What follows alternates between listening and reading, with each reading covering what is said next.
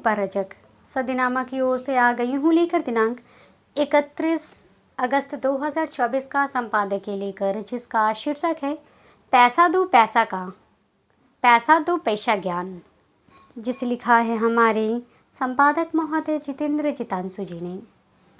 आज का हमारा विषय पैसा को लेकर है। पैसा और ज्ञान दोनों में अंतर है। व्यक्तिगत वित्तीय साक्षरता आपको अपने लक्ष्य को हासिल करने में मदद करती है, चाहे वह शिक्षा प्राप्त करना हो, चाहे करियर बदलना हो। परंतु ज्ञान होना अति आवश्यक है। सिर्फ पैसों से करियर नहीं बदलते, पैसा दो पैसा का होता है, पर ज्ञान उससे भी ज़्यादा। आज का हमारा विषय इस संबंध में है और जानते हैं आगे क्या कहते हैं हमारे संपादक महोदय। वित्तीय साक्षरता आपके वित्तीय बजट को प्रबंधित करने और स्मार्ट तरीके से निवेश करने के लिए विशिष्ट कौशल का उपयोग करने की क्षमता है। यह क्षमताओं के सेट से बना एक संपूर्ण कॉन्सेप्ट है। स्कूलों में बच्चों और किशोरों को वित्तीय साक्षरता सिखाई जानी चाहिए। यह जिंदगी का एक ज़रूरी हिस्सा है जो यह निर्धारित करता है कि भविष्य में बच्चे कितने अधिक सफल होंगे। बच्चा जितनी जल्दी वित्त से जुड़ी मूल बातें सीखना शुरू करेगा, उसके लिए यह उतना ही अच्छा होगा। व्यक्तिगत वित्तीय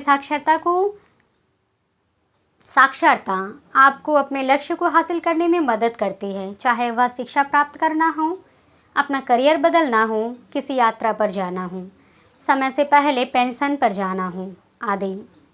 यकीन मानिए, जिंदगी के हर मोड़ पर पैसे की ज़रूरत होती है और वित्तीय साक्षरता का ज्ञान आपको बजट का प्रबंधन करने में मदद करता है, ताकि आपके पास हर चीज़ आए, हर चीज़ के लिए पर्याप्त पैसे हों, अपने कर्ज और खर्चों का प्रबंधन कर सकें, अधिक कमाई के मौके ढूंढ सकें और अपने बिजनेस में प्रॉफिट को बढ़ा सकें।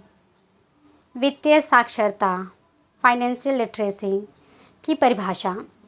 वित्तीय साक्षरता का मतलब बिल्कुल आसान है। यह दुनिया के वित्तीय कानूनों को गहराई से समझने और उनके अनुसार काम करने की क्षमता है।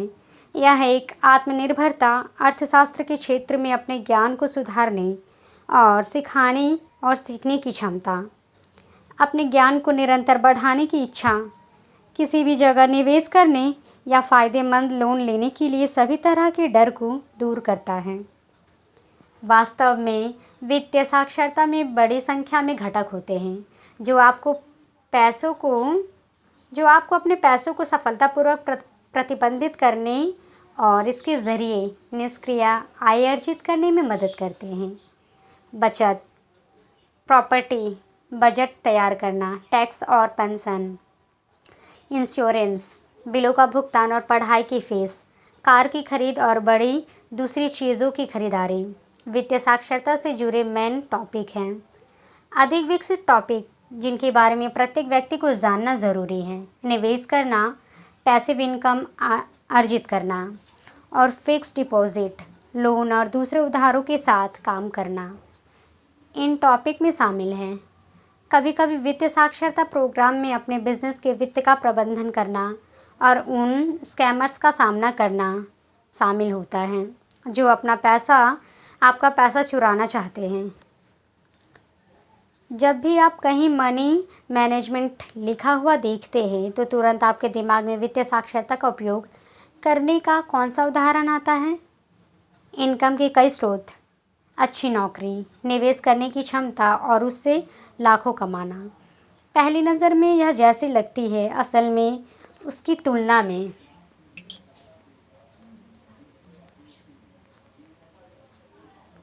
बहुत अधिक जटिल अवधारणा है। उदाहरण 1, व्यक्तिगत बजट। आप प्रत्येक महीने के लिए एक बजट बनाते हैं। आप लिखते हैं कि आपके पास कितना पैसा है, यह पैसा कहाँ से आया है, आप इसे किस चीज़ पर खर्च करेंगे, किस चीज़ पर अपना बिल्कुल खर्च नहीं करेंगे। इसे नोटबुक, नोटपैड या एक्सेल स्प्रेडशीट पर बनाएं। फिर जो प्लान तैयार होता है उसका आप उपयोग करें और ट्रैक करें कि आप कितनी अच्छी तरह उस प्लान पर कायम रहते हैं। इस तरह आप खुद के फाइनेंस के सावधानीपूर्वक प्रबंधन की गारंटी देते हैं। धीरे धीरे स्थिति में सुधार होगा अब आप जानते हैं कि आप कहाँ बचत कर सकते हैं और कहाँ आपको ज़्यादा पैसा खर्च करना होगा। पैसे बचाने के लिए सबसे अच्छा तरीका क्या है? उदाहरण 2, कमाई की फर्जी योजना। आप इंटरनेट पर खर्चा पिरामिड योजना का विज्ञापन देखते हैं। आपके अंदर इससे कोई रुचि नहीं जागती है। आप जानते हैं कि पिरामिड योजनाएं कैसे काम करती हैं और आप अपने पैसे को एक बड़ा प्रतिशत ऐसी चीज़ पर निवेश करने में रुचि नहीं रखते जो स्पष्ट रूप से पता भी नहीं कि क्या होता है। यदि आप कमाई की किसी योजना में रुचि रखते हैं तो आप पहले इसका अध्ययन करेंगे, रिव्यू पढ़ेंगे, सोचेंगे कि क्या यह वैध है और क्या यह सचमुच उतना अच्छी है जितना नज़र आती है। आप उन गतिविधियों में भाग नहीं लेंगे जिनमें संदेहपूर्ण अर्थव्यवस्था में आप भाग नहीं लेंगे। उदाहरण 3, निवेश। आप स्टॉक एक्सचेंज में निवेश करते हैं। आप स्टॉक और बॉन्ड खरीदते और बेचते हैं। आप डेरिवेटिव का अध्ययन करते हैं, यानी यह सेकेंडरी इन्वेस्टमेंट के साधन हैं। आप बड़े मुनाफे का लक्ष्य नहीं रखते और अपने पोर्टफोलियो को संतुलित रखने की कोशिश करते हैं। अपनी निवेश रणनीतियों के बारे में अपने जानने वाले सभी लोगों को ना बताएं, पर उन्हें दबा कर रखने वाले सीक्रेट की तरह भी ना रखें। इस बारे में बात करते हुए कि कैसे आप शेयर मार्केटिंग में निवेश करके एक अपार्टमेंट, एक कार और एक सपनों के जीवन के लिए बचत करने में सक्षम हुए। आपको ऐसा लगने लगता है कि कुछ समय बाद आप विश्वविद्यालय में पढ़ाने में सक्षम हो। आपको पता चल जाएगा कि आपके बच्चे को धन कैसे प्राप्त होगा। शायद आपने एक निश्चित राशि किसी फैमिली ट्रस्ट को ट्रांसफ़र कर दी है, या आप बस इस सवाल में खोए हुए हैं। उदाहरण 4, भेड़ चाल चलने को अस्वीकार करना। सभी ने शुरू किया, इसलिए मैंने भी शुरू किया। अब यह आपके बारे में नहीं है। आप छव्वट जैसे पॉप अप डिवाइस में उस टाइम निवेश नहीं करेंगे जब ये चरम पर हो। आप इंतज़ार करें, अध्ययन करें, विचार करें, वित्तीय विश्लेषकों से सलाह लें। धोखाधड़ी का संदेह होने वाले ऑनलाइन प्रोजेक्ट से सावधान रहें। भले ही आपके जानने वाले सभी लोग पहले से ही इन प्रोजेक्ट्स में निवेश कर रहे हों। इंतज़ार करने से, एक अच्छे ऑफ़र को अस्वीकार करने से, एक तरह हटने और मार्केट में निवेशकों के व्यवहार के नतीजे को देखने से ना डरें। आप किसी भी चीज़ से विशेष रूप से भयभीत नहीं होंगे। आप सभी संकटों को एक दार्शनिक शांति के साथ देखते हैं जो बहुतों को क्रोधित करता है।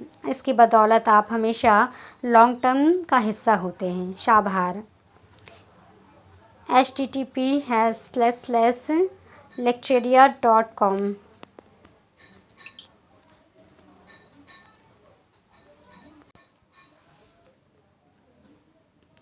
/info/hi/article/वतात्या शकक्षत्रा। आम आदमी की सही ज़रूरत ये भी है। आमीन। तो ये था दोस्तों हमारा आज का संपादकीय। कल फिर लौटेंगे एक नए विषय, एक नए संपादकीय।